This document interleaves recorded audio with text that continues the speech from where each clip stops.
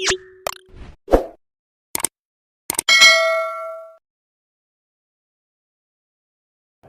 7 golongan yang akan mengikuti Dajjal. Sebelum datangnya Dajjal itu muncul, maka umat manusia akan menghadapi beberapa kondisi. Mereka akan mengalami, akan merajalelanya kerusakan, kebodohan, kebencian di muka bumi. Antara bapak para pendusta-pendusta tadi namanya Dajjal. Kejadian yang pertama, Abu Khuza'ah. Pada hadis yang pertama, Abu Khuza'ah dikenal sebagai manusia yang paling pendusta pada masa itu. Ya, sampai-sampai para sahabat mengatakan Abu Khuza'ah itu Dajjal. Dan itu Dajjal Zabur. Yuhaditsunakum ma antum lam tasma'u wa la apa. Kata Nabi, kelak kalian akan bertemu, tidak akan datang satu masa kepada umatmu, kata Nabi, Dajjaluna kadzabun. Mereka ada orang-orang yang bersifat seperti Dajjal. Berbicara itu sesuatu yang kalian tidak pernah dengar, apalagi bapak-bapak kalian. Muncul hari kiamat sampai kalian akan bertemu, kata Nabi, hatta yakhruja talatuna kadzaba 30 para pendusta wa akhiruhum al-awwal wa akhiruhum ad-dajjal. Dalam hadis yang lain 30 para pendusta muncul. Nah, bapak di antara para pendusta itu nanti ada Dajjal. Manusia pendusta. Ketika bumi ini sudah dimanipulasi. Ya Allah. Salah satu karakteristiknya Dajjal itu manipulasi. Kehebatan dari Allah, selain dari pandai berkomunikasi, selain dari pandai memanipulasi, Dajjal diberikan kelebihan dari Allah. Apa kelebihannya? Itulah kelebihannya, tunjuk langit turun hujan, tunjuk pohon tak berbuah, tunjuk orang mati bisa hidup, tunjuk orang sakit bisa sehat. Lihat kondisi karakter umat manusia para pendusta. Secara utuh mengkaitkan seseorang pada yang berdusta itu disebut dengan Dajjal. Memang salah satu karakter Dajjal itu yang berdusta. Sebelum dia muncul, Dajjal yang sesungguhnya itu sudah akan bermunculan Dajjal yang lain. Apa tujuan mereka? Apa tujuan mereka dengan kedustaan mereka para manusia yang seperti Dajjal tadi? Ya tanakas sya'nuha fi anfusikum. Mereka semua akan berlomba-lomba mencari dunia. Mereka semua akan melakukan manipulasi untuk mendapatkan dunia dan kepentingan mereka. Jadi apapun akan mereka lakukan demi kepentingan mereka, demi dunia mereka. Mereka akan bertanya, Dajjal akan bertanya kepada kalian, apakah Nabi kalian pernah menyampaikan tentang diriku? Tamim Ad-Dari. Cerita seorang pemuda bernama Tamim Ad-Dari. Apa kata Tamim Ad-Dari? Satu ketika kami diperintahkan berjalan. Kelak akan muncul orang-orang makhluk yang lebih binasa daripada manusia-manusia yang bid'ah. Kelak akan muncul makhluk yang bengis, lebih bengis daripada manusia-manusia yang bengis. Sesungguhnya akan keluar, sudah ada tapi belum muncul di permukaan bumi. Dajjal itu sangat dekat. Artinya apa? Nabi mengilustrasikan sangat dekat itu sebelum datangnya hari kiamat itu bagi Nabi itu hal yang sangat dekat sekali. Nabi kalau bilang sangat dekat itu berarti tandanya dalam masa kehidupan. Ada dua kondisi, munculnya Ya'juj wa Ma'juj, begitu juga Dajjal. Di tempat di kota-kota besar tidak ada satupun yang mendengarkan kalimat itu yang tidak datang kepada Dajjal. Itu bagian daripada sifat Dajjal itu. Orang yang salah berbicara, ada fans-fansnya itu, pengikut-pengikutnya.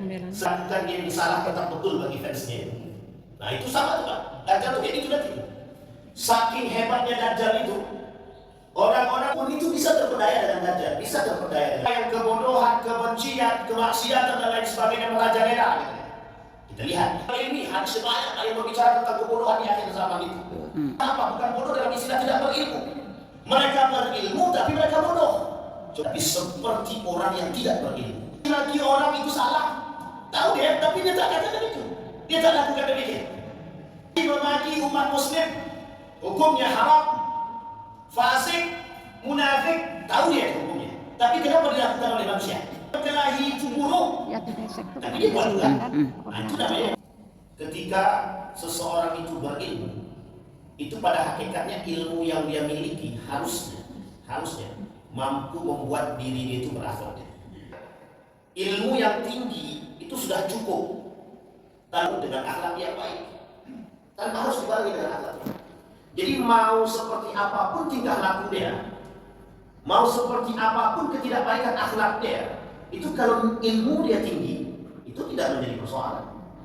Misal kita ambil contoh. Dia pelaku zina, maksudnya Rizal Kasih mengatakan begitu. Saking kegelingarnya ilmu mereka, itu mereka menganggap apa yang mereka lakukan sama sekali tidak salah ketika akhlak itu tak sejalan dengan ilmu yang mereka miliki. Manusia.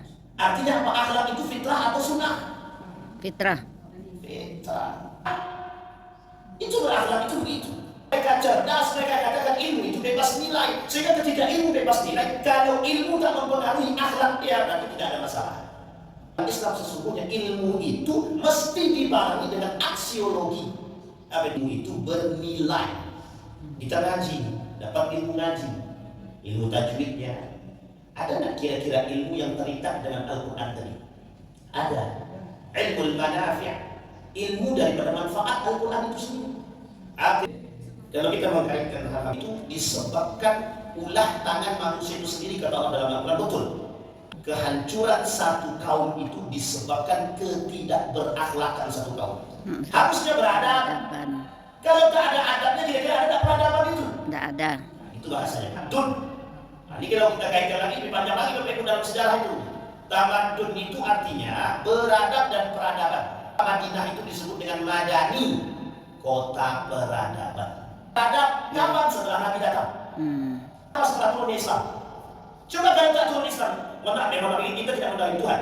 Tapi kondisi jahiliyah sebelum datang Islam itu bagaimana?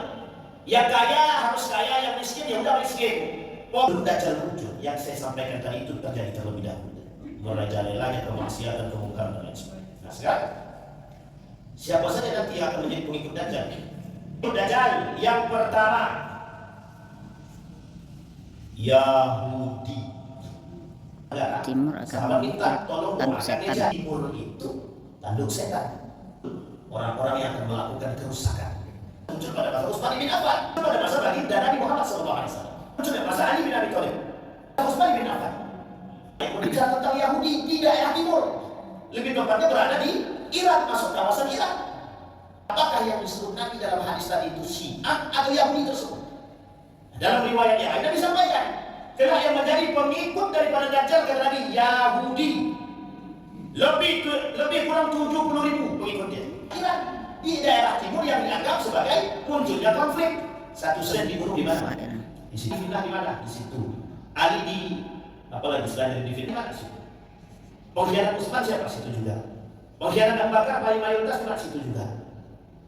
Ketika kehancuran Daulah Utsmaniyah yang berkhianat kepada mereka situ juga. Sehingga dari Nabi itu sebenarnya terbukti. Sebenarnya sudah terbukti. Kenapa? Kenapa Nabi tidak mendoakan Kufah? Kenapa Nabi tidak mendoakan Najd?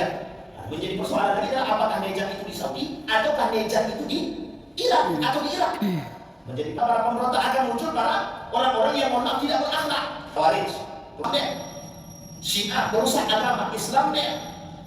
Munafik perusak agama Islam mereka. Sekarang kita kembali ke poin tadi.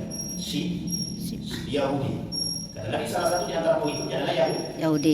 Seperti Amerika itu Dajjal, ya betul. Kelompok kedua yang mengikuti Dajjal. Siapa kelompok kedua yang mengikuti Dajjal? Khawarij. Oh berarti Khawarij sudah pada mati, Ustaz. Khawarij sudah mati. Neo Khawarij banyak. Mereka Khawarij. Menganggap orang lain salah kalau sudah tahu kebenaran. Khawarij. Kelompok yang menganggap diri mereka benar, kalau tidak masuk kita ke situ mereka anggap kita salah. Yang masuk kemudian keluar dibunuh. Khawarij. Khawarij di sini apa? Karakter Khawarij. Apa maksud karakter Khawarij itu? Salah satu karakter Khawarij itu munafik. Baca Al-Quran yang tahu dan Al-Quran hati dibunuh, tapi mereka cuma sampai di tenggorokan gitu. Ibadah tanpa ilmu adalah seperti yang dilakukan kaum Khawarij. Sebelum kita tutup, masih banyak lagi. Kita ambil yang ketiga yang paling bawah aja. Yang ketiga itu Bapak Ibu.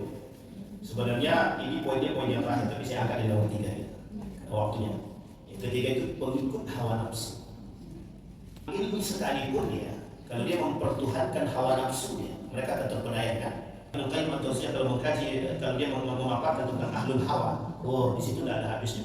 Ya, itu sama. Saya masih ingat kontrol hawa nafsu dia ya, harus kita perhatikan. Oh kontrolnya kuat atau tidak? Ini bagaimana kontrol? Banyak sekali pelaku maksiat di muka bumi ini. Biar banyak yang isi neraka, saya bilang.